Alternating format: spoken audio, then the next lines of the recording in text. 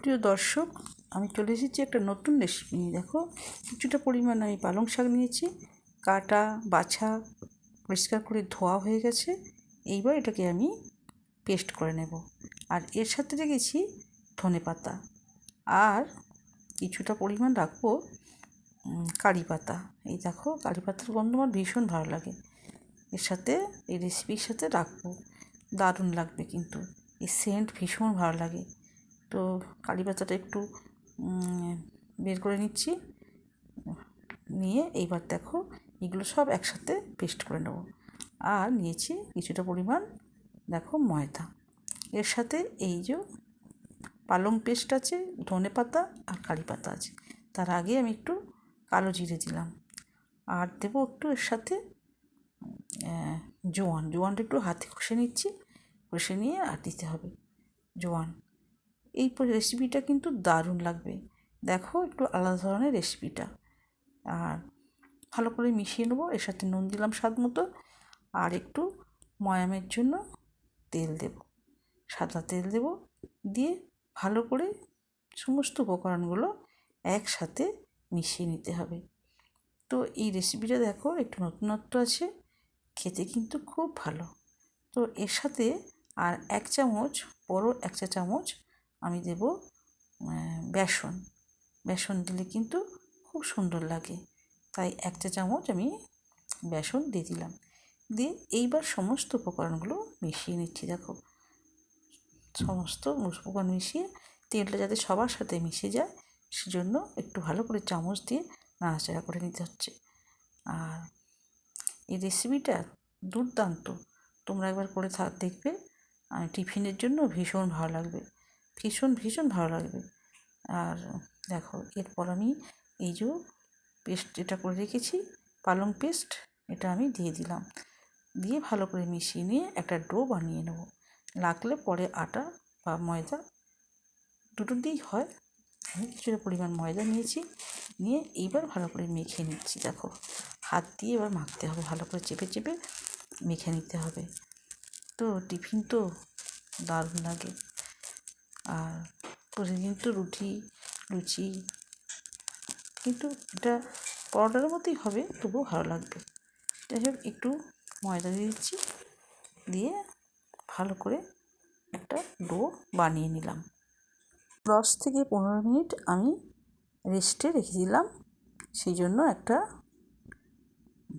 তেল মাখিয়ে রাখবো ডোটাতে, মাখিয়ে আর ঢাকা দিয়ে রেখে দেবো। এতে কিন্তু পরোটাটা খুব নরম হয়, খেতে ভালো হয়। তাহলে একটা ঢাকা দিয়ে দেবো, দিয়ে 15 মিনিট রেখে দিলাম। এরপর আমি দেখো, এই রেসিপির জন্য আমি 15 মিনিট হয়ে গেছে। তো এর মধ্যে থেকে এবার আমি লেচি কেটে নেব।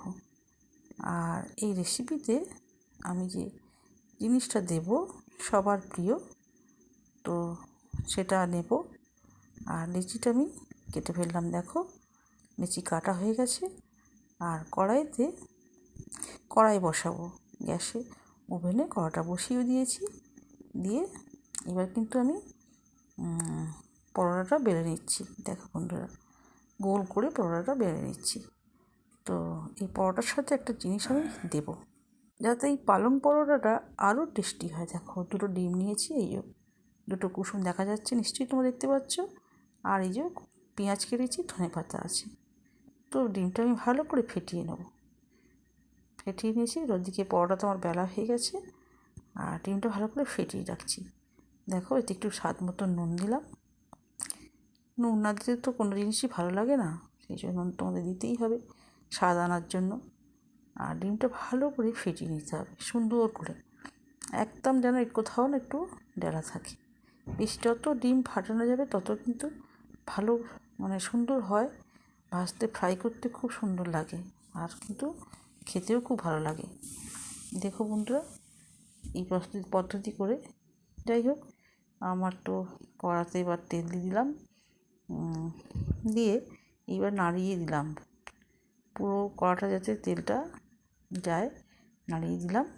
দিয়ে এইবার আমি বেলে রাখা পরোটা দেখো গোল করে লুচির মতো বা রুটির মতো করে পরোটাটা আমি বেলে রেখেছি।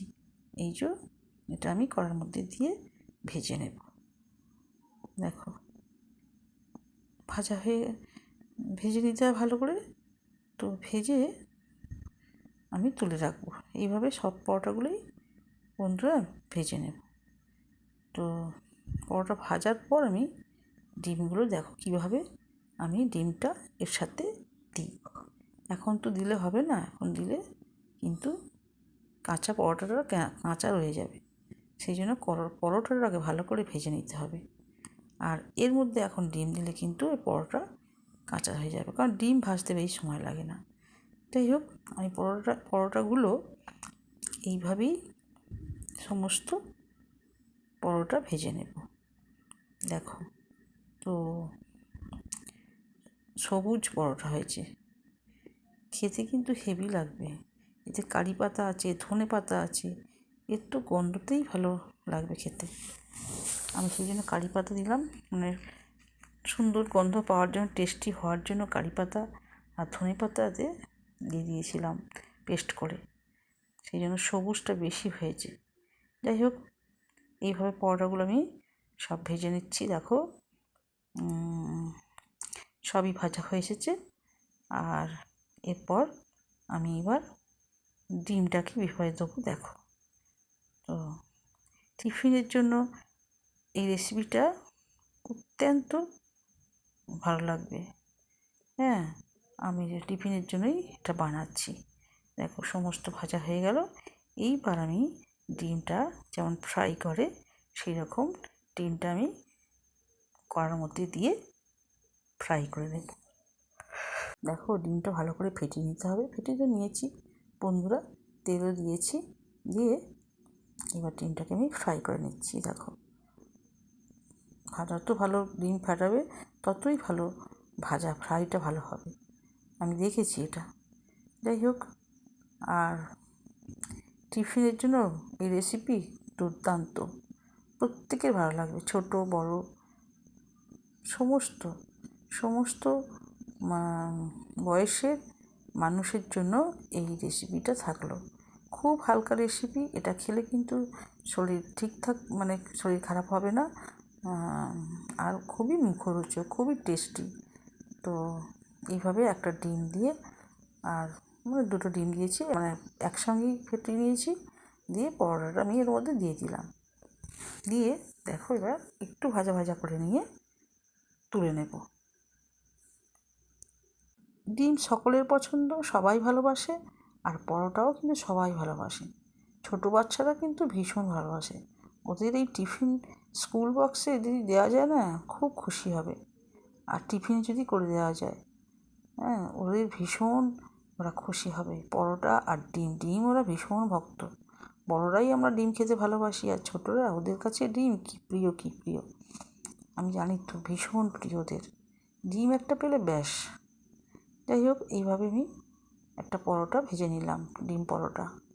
দেখো মানে এর সাথে না মিশিয়ে তো ভেজে নিলাম, এটা খাবার সময় কিন্তু খুব ভালো লাগবে। দেখো এইবার এটা কিন্তু অর্ডিনারি করলাম, এর সাথে একটু আমি অন্যরকম আর একটা পরেরটা ভাজবো। দেখো মানে উপকরণ দিয়ে নিতে প্লেন সাদামাটা আমি পরোটাটা ডিম দিয়ে ভেজে নিলাম।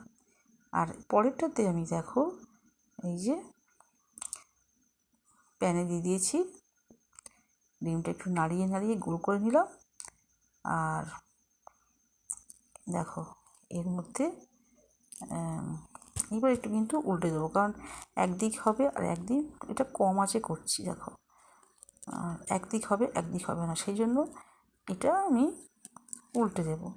দিয়ে এর সাথে দেখো আমি কি মেশাচ্ছি, দারুণ লাগবে, একটু ধনে পাতা, আর এর সাথে দেব একটু মরিচের গন্ধ, স্বাদ ভালো লাগে না, ভীষণ ভালো লাগে। তাই ডিমের সাথে একটু মরিচ দিয়ে দিলাম। দেখো এর সাথে মরিচ দিয়ে দিলাম, খেতে কিন্তু খুব টেস্টি হবে।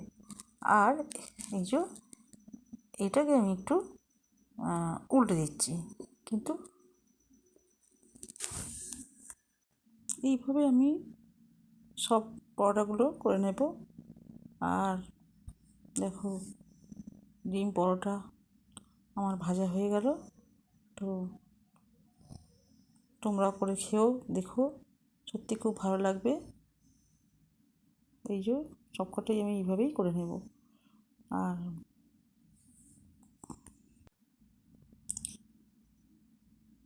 বাচ্চাদের টিফিন বক্সের জন্য এই রেসিপিটা কিন্তু দুর্দান্ত। অফিসদেরও কিন্তু দুর্দান্ত, সবার ক্ষেত্রে গৃহিণীদেরও খুব দুর্দান্ত এই রেসিপিটা, সবার জন্য খুব দুর্দান্ত। কারণ ডিম আছে তো, পরোটা তো সবাই পছন্দ করে, আবার তার উপর ডিম, হ্যাঁ, কেউ লোভ সামলাতে পারবে না। তো খেয়ে খুব তৃপ্তি হবে। আর আর যদি এই মরিচে একটু ধনেপাতা দেওয়া যায় তো আর দেখতে নেই, ভীষণ ভালো লাগবে।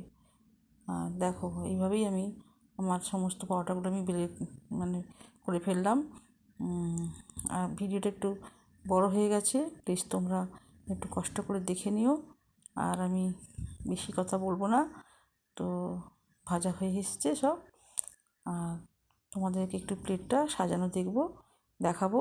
এটা আমি মানে কী দিয়ে সার্ভ করবো। এটা আর তরকারি টরকারি লাগবে না, এর সাথে একটু চাটনি হলে কিন্তু দারুণ মজা লাগবে।